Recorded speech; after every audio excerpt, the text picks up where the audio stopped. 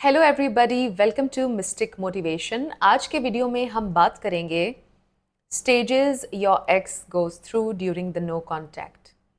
सो अगर आप नहीं जानते हैं कि नो कॉन्टैक्ट रूल क्या है तो आपने वो वाला वीडियो ज़रूर देखना है। मैं डिस्क्रिप्शन में उसका लिंक दे दूँगी। पहले आपने वो देखना है और फिर आपने ये वाला वीडियो देखना है। सो किन किन स्टेजेस से आपके एक्स गुजरते हैं जब आप नो कॉन्टैक्ट रूल अप्लाई करते हैं, वो क्या सोच रहे होते हैं, उनके ब्रेन में क्या चल रहा होता है, ये हम जानेंगे। ऑब्वियसली आपके जहन में ये क्वेश्चन बहुत ज़्यादा है।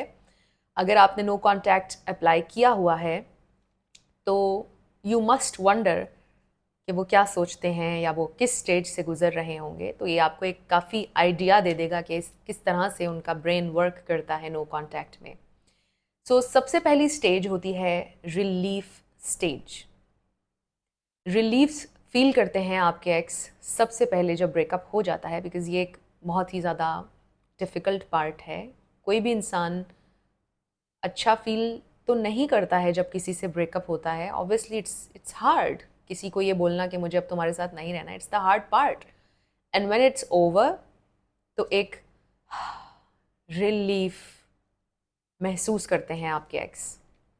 और फिर उसके साथ साथ सेटिस्फेक्शन होती है कि अच्छा, जो एक मुश्किल चीज़ थी अब वो हो चुकी है और अब मैं अपनी ज़िंदगी सुकून से जीऊँगा या जीऊँगी।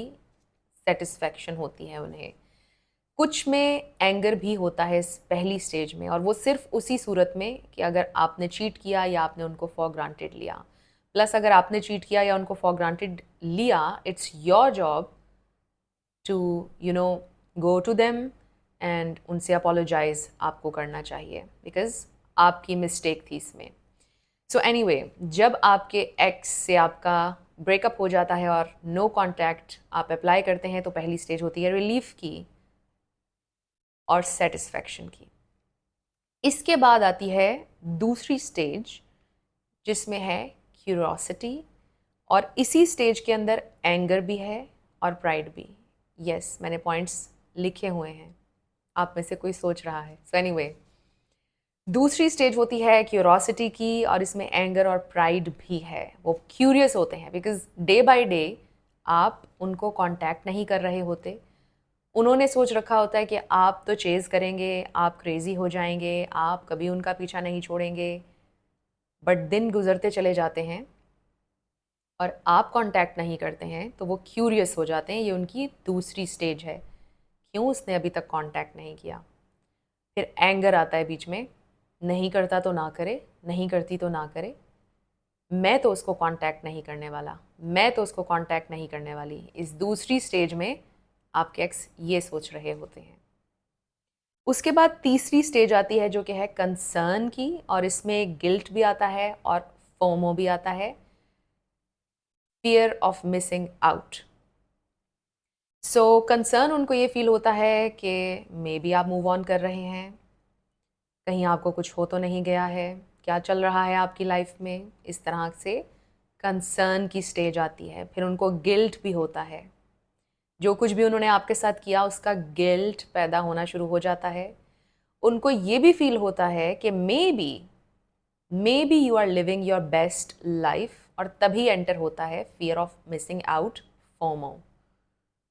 सो ये कंसर्न की स्टेज होती है, और ये तीसरी स्टेज है जिसमें ये सारे इमोशंस आपके एक्स फील कर रहे होते हैं।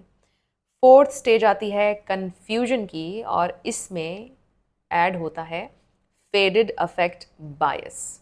इसका मतलब यह है कि जैसे जैसे आप किसी से दूर होते हैं तो नेगेटिव जो मेमोरीज़ होती हैं वो फेड होना शुरू हो जाती हैं, और पॉजिटिव मेमोरीज़ जो हैं वो सरफेस पर आना शुरू हो जाती हैं।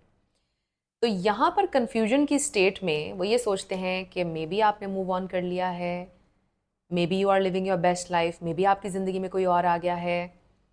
फिर आपकी अच्छी चीज़ें उनको याद आना शुरू हो जाती हैं। वो तो मेरे साथ इतनी अच्छी थी, वो तो मुझसे बहुत प्यार करती थी, मे बी अब मुझसे कोई इतना प्यार नहीं करेगा, वो तो मुझसे बहुत प्यार करता था, मेरा तो ऐसा बॉन्ड किसी के साथ नहीं बनेगा।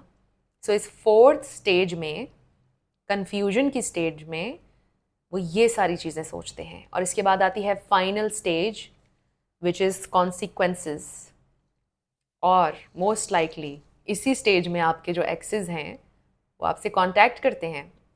सो ये फाइनल स्टेज होती है जिसमें फाइनली वो कॉन्सिक्वेंसेस फेस करते हैं अपने एक्शंस के। उन्होंने आपसे ब्रेकअप किया, फाइनली वो ये देखते हैं कि ब्रेकअप तो रियल हो गया है और वो तो मेरे पास मुड़कर नहीं आ रहा है या नहीं आ रही है, आई थिंक इट्स रियल। और फिर वो पैनिक हो जाते हैं और फिर वो रीच आउट करते हैं। सो ये याद रखिएगा कि अगर आप उनको इन स्टेजेस से नहीं गुजरने देंगे और बार बार रीच आउट करेंगे, यू नेवर नो कि वो रिलीफ स्टेज में है, कंसर्न में है, कन्फ्यूजन में है, किस स्टेज में है, सब कुछ डिस्ट्रॉय हो जाएगा अगर आपने उनको रीच आउट कर लिया। इस दौरान उनको इन सारी स्टेजेस से आपने गुजरने देना है। और ये सारी स्टेजेस कितनी लंबी हो सकती हैं, कितनी छोटी हो सकती हैं, इस बारे में कंफर्मेशन देना या 100% कुछ आपको बताना बहुत मुश्किल होगा, क्योंकि हर इंसान दूसरे से डिफरेंट है। कुछ लोग तेज़ी से इन सारी स्टेजेस से गुजर जाते हैं और 2 महीने बाद वापस आ जाते हैं। कुछ के लिए ये टाइम स्पैन ज़रा लंबा होता है। सो इट डिपेंड्स, क्या इंटेंसिटी थी आपके ब्रेकअप की, क्या चीज़ें हुई, क्या बातें हुई, तो ये सारी चीज़ें काउंट करती हैं। बट ओवरऑल जितने भी एक्सेस हैं वो सब इन स्टेजेस से गुजरते हैं। बट एक बात याद रखिएगा, अगर आप उनको ब्रेकअप नहीं दे रहे हैं तो वो इनमें से एक भी स्टेज से नहीं गुजरेंगे और बहुत ईजिली आपसे मूव ऑन कर जाएंगे।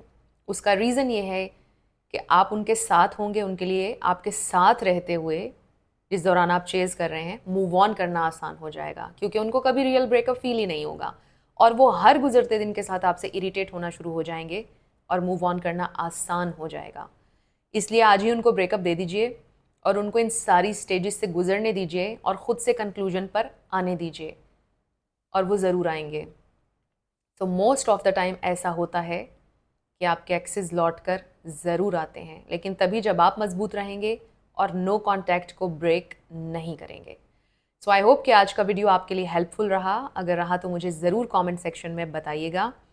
और अगर आप पर्सनल सेशन मेरे साथ बुक करना चाहते हैं तो आपको मेरा व्हाट्सएप नंबर मिल जाएगा, उस पर आप कांटेक्ट कर सकते हैं, सारी डिटेल्स आपको प्रोवाइड कर दी जाएंगी। Thank you so much for watching this video.